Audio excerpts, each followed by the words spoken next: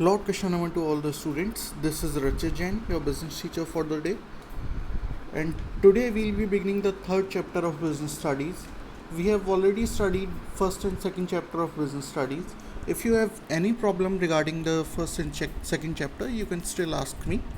But today we'll be beginning up the third chapter. Okay. So what is business environment?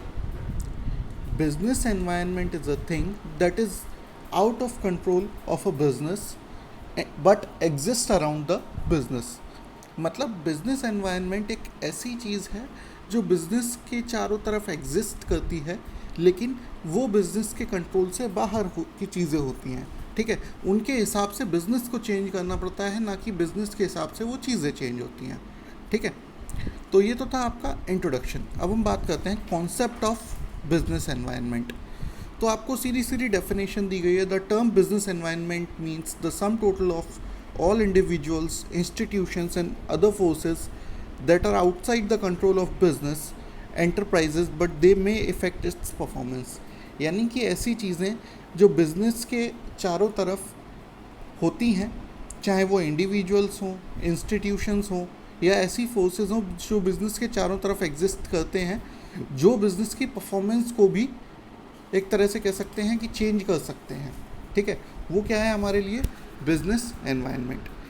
तो आपको दो तरह के एनवायरनमेंट मिलते हैं, स्पेसिफिक और जनरल. अगर हम बात करें स्पेसिफिक एनवायरनमेंट, तो स्पेसिफिक एनवायरनमेंट में तीन एग्जांपल्स हम लोग ले सकते हैं. कस्टमर्स, क्योंकि कस्टमर हर जगह का अलग अलग होता है, हर कस्टमर अलग तरीके से बिहेव करता है, हर जगह का कस्टमर अलग तरीके से चीज़ों की डिमांड करता है. Next is competitors. कंपेटिटर्स भी हर कंपेटिटर की स्ट्रैटेजी अलग होती है. Next is suppliers. Suppliers goods के अलग अलग तरीके से आपको सप्लाई देते हैं, कुछ एडवांस पेमेंट लेते हैं, कुछ बाद में पेमेंट लेते हैं, हर तरह के होते हैं. तो ये स्पेसिफिक एनवायरनमेंट का हिस्सा होते हैं. अब हम बात करते हैं ऐसी चीज़ें जो लगभग हर जगह कॉमन होती हैं. वो होते हैं हमारे जनरल एनवायरनमेंट, जैसे कि legal environment, economic environment, social environment, political environment and technological environment. इनके बारे में हम लोग आगे डिटेल में पढ़ने जा रहे हैं. ठीक है, तो अगर आप लोग चाहें तो ये डेफिनेशंस भी देख सकते हैं बिजनेस की.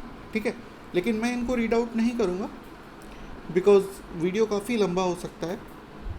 Let's move on to the features of business environment. Okay, so आप लोग देख सकते हैं सारे फीचर्स आपको एक फिगर के रूप में दिए हुए हैं बिजनेस एनवायरनमेंट के. तो फर्स्ट फीचर पे चलते हैं, that is totality of external forces. What is that? Business environment is a holistic concept as it refers to an aggregate of sum total of all the forces factors which are external to the business environment. It includes institutions and other important forces. Institutions कौन से होते हैं? जैसे कि अगर आप बात करें कि गवर्नमेंट, ठीक है, तो इस तरह के जो इंस्टीट्यूशंस हैं वो क्या है, बिजनेस एनवायरनमेंट के बिजनेस के कंट्रोल से बाहर हैं. गवर्नमेंट जो रूल चेंज करेगी उसके हिसाब से बिजनेस को चेंज करना पड़ेगा, ना कि बिजनेस के हिसाब से गवर्नमेंट रूल चेंज करेगी. ओके, तो ये क्या हो गए, अगर हम लोग बात करें तो ये हो गए हमारे institutions and individuals are the customers that we are selling our goods to. Okay, next is specific and general forces. Specific forces और जनरल फोर्सेस हम लोग पहले ही डिस्कस कर चुके हैं कि जैसे customers, competitors and suppliers are specific forces and legal, economic, social, political and technological environment is general forces because these are common everywhere. Okay, तो ये दोनों चीज़ें मिलकर क्या बनाती हैं, हमारी बिजनेस एनवायरनमेंट. ओके, तो अगर हम लोग देखें नीचे एक फिगर के रूप में फिर से आपको दिया गया है कि types of forces affecting business के रूप में एक चार्ट बहुत अच्छा सा दिया हुआ है कि जिसमें स्पेसिफिक फोर्सेज में आपको customers, suppliers, investors, employees, competitors and general forces में economic, social, political, legal and technological. Okay, so next thing is the specific forces include the owners, suppliers, creditors, employees and trade union. Actually इनको specific forces क्यों बोलते हैं, because ये place to place very करते हैं, यानी कि हर जगह के लिए अलग तरह के कस्टमर्स होते हैं. Let's see it with an example.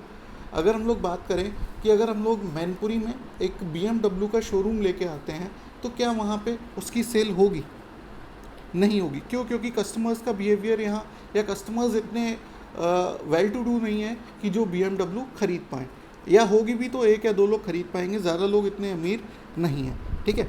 तो ये क्या हुआ, कस्टमर्स हर जगह के अलग अलग होते हैं। और अगर यही हम लोग बात करें दिल्ली की, तो दिल्ली में इस तरह के कई सारे कस्टमर्स हैं, तो BMW के कई सारे वहाँ पे शोरूम्स भी हैं, ठीक है। जनरल फोर्सेस जो लगभग सभी जगह एक से रहते हैं। अगर हम लोग बात करें गवर्नमेंट की रूल्स जो होते हैं, ठीक है, पॉलिटिकल एनवायरनमेंट हो गया, इकोनॉमिक एनवायरनमेंट, अगर RBI ने कोई रूल बनाया है, गवर्नमेंट ने कोई रूल बनाया है, कोई टैक्सेस में चेंज किया है, तो लगभग सभी जगह एक सा होता है। नेक्स्ट है सोशल एनवायरनमेंट, सोसाइटी का बिहेवियर लगभग सभी जगह एक सा होता है, ठीक है। तो इस तरह से हम लोग देख सकते हैं। Next is inter relatedness. अगर हम लोग बात करें स्पेसिफिक और जनरल फोर्सेस की, तो ये दिखने में अलग अलग हैं, लेकिन ये भी अगर हम लोग बात करें तो इंटर रिलेटेड हैं। कैसे कि अगर कस्टमर्स और गवर्नमेंट को हम देखें, या पॉलिटिकल एनवायरनमेंट और कस्टमर्स को हम लोग देखें, तो ये आपस में रिलेटेड है कि अगर गवर्नमेंट कोई टैक्सेस बढ़ा देगी चीज़ों पे, तो कस्टमर भी चीज़ों की डिमांड कम कर सकता है, ठीक है ना। तो ये इस तरह से इंटर रिलेटेड कॉन्सेप्ट्स हैं, ठीक है। या अगर हम लोग बात करते हैं कि गवर्नमेंट ने जैसे अगर हम करंट सिचुएशन की बात करें, तो गवर्नमेंट ने मास्क को मैंडेटरी कर दिया है, तो इससे क्या होगा, मास्क की सेल बढ़ जाएगी, ठीक है। और मास्क की सेल बढ़ने से क्या होगा, मास्क का प्रोडक्शन बढ़ जाएगा और मास्क के बिजनेस में थोड़ा सा एक बूम पीरियड आ जाएगा। Next is dynamic in nature, यानी कि बिजनेस एनवायरनमेंट जो होता है वो चेंज होता रहता है समय के साथ में, ठीक है। अगर हम लोग बात करें गारमेंट बिजनेसेस की, तो उसमें क्या होता है कि गारमेंट बिजनेसेस में हर 6 महीने या हर साल पे फैशन चेंज होते रहते हैं, और उसके साथ में बिजनेसेस को अपने आप को अपग्रेड करना पड़ता है। Next is uncertainty. बिल्कुल सही बात है, अनसर्टेनिटी एनवायरनमेंट, बिजनेस एनवायरनमेंट की बनी रहती है, बिकॉज कस्टमर का टेस्ट चेंज होता है, ठीक है। सप्लायर्स भी अपने उसी हिसाब से चीज़ों को बदलते रहते हैं, ठीक है। और उसके साथ में गवर्नमेंट की पॉलिसीज चेंज होती रहती हैं, ठीक है।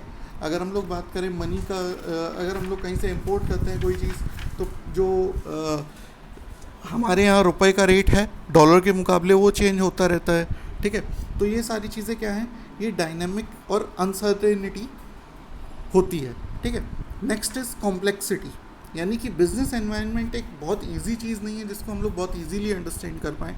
ये थोड़ी सी कॉम्प्लेक्स चीज़ है जिसको समझने में समय लगता है, इसीलिए कोई भी बिज़नेस स्टार्ट करने से पहले किसी भी व्यक्ति को बिज़नेस एनवायरनमेंट को समझना पड़ता है, और स्टार्ट करने से पहले ही नहीं, बिज़नेस को आगे ले जाने के साथ साथ भी व्यक्ति को कॉम्प्लेक्सिटीज़ को बिज़नेस की समझना पड़ता है, ओके।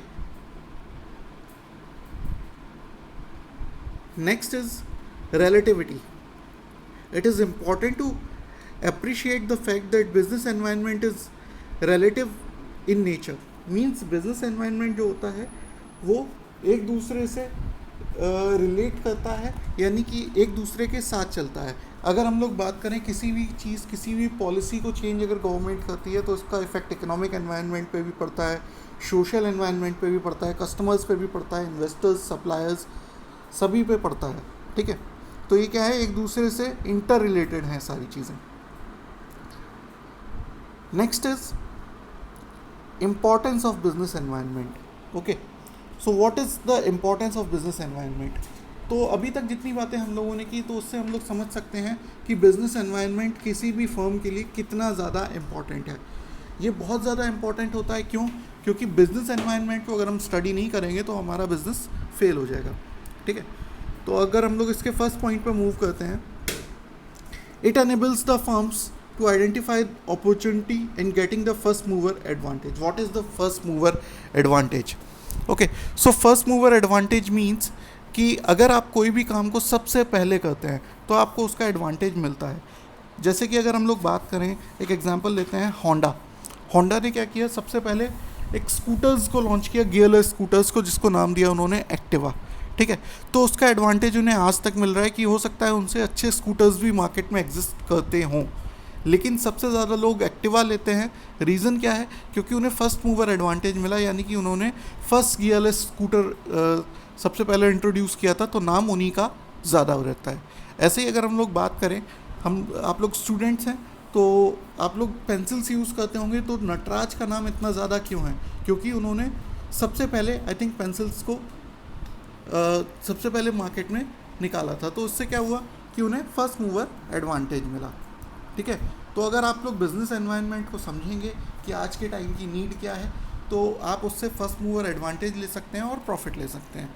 आज के टाइम की अगर हम लोग बात करें तो सोशल डिस्टेंसिंग मेंटेनिंग प्रोडक्ट्स, ठीक है, या अगर हम लोग बात करें सैनिटाइजर्स, मास्क, इस तरह की चीज़ों की ज़रूरत ज़्यादा है।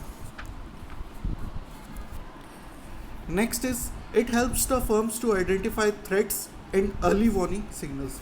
अगर आप लोग अपने आसपास के बिजनेस एनवायरनमेंट को स्टडी करते रहते हैं, एक बिजनेसमैन या बिजनेस मैनेजर जो है वो अपने आसपास के एनवायरनमेंट को स्टडी करता रहता है, तो उससे क्या होगा कि उसे जो कोई भी थ्रेट्स आने वाले हैं, अगर हम लोग बात करें कि जैसे आने वाले समय में क्या होने वाला है कि लोग इंडिया में बने प्रोडक्ट्स को ज़्यादा खरीदेंगे, तो अगर कोई भी इम्पोर्टर है, अगर कोई भी व्यक्ति बाहर से कोई चीज़ इम्पोर्ट कर रहा है, तो अगर वो देखता है कि जैसे कि हमारे प्रधानमंत्री ने क्या बोला है कि इंडिया के बने प्रोडक्ट्स को आप लोग ज़्यादा से ज़्यादा खरीदें, तो वो क्या करेगा, वो कोशिश करेगा कि हम लोग इंडियन मैन्युफैक्चर्ड प्रोडक्ट को ज़्यादा सेल करें, क्योंकि अब इसकी सेल कम होगी जो भी प्रोडक्ट हम इंपोर्ट कर रहे हैं। ठीक है, तो उसके लिए एक अर्ली वार्निंग सिग्नल होगा।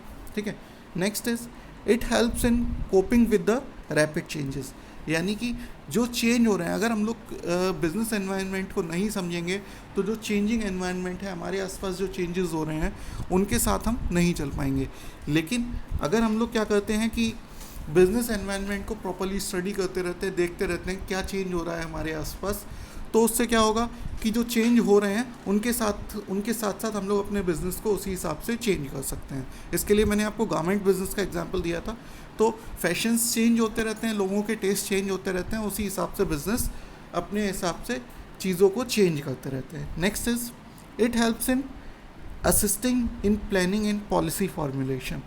तो देखो, बिजनेस एनवायरनमेंट को स्टडी करना क्या होता है कि हमें पॉलिसी फॉर्मेशन या प्लानिंग करते समय बहुत हेल्प करता है कि हम लोग चेंजिंग बिजनेस एनवायरनमेंट के हिसाब से अपने प्लान्स को इस हिसाब से बनाते हैं कि प्लान्स हमारे फ्लेक्सिबल हों, यानी कि चेंजेस को अडेप्ट कर सकें टाइम के साथ में। Next is it helps in improving performance. सीधी सी बात है, अगर हम लोग बिजनेस एनवायरनमेंट को प्रॉपर्ली स्टडी करेंगे तो हमारी परफॉर्मेंस को इम्प्रूव करने में भी ये बहुत ज़्यादा हेल्प करेगा, क्योंकि हम सारे आने वाले चेंजेस के लिए तैयार रहेंगे पहले से ही। ठीक है, तो डायमेंशंस ऑफ बिजनेस एनवायरनमेंट की हम लोग बात करेंगे अपने अगले वीडियो में। Okay, thank you.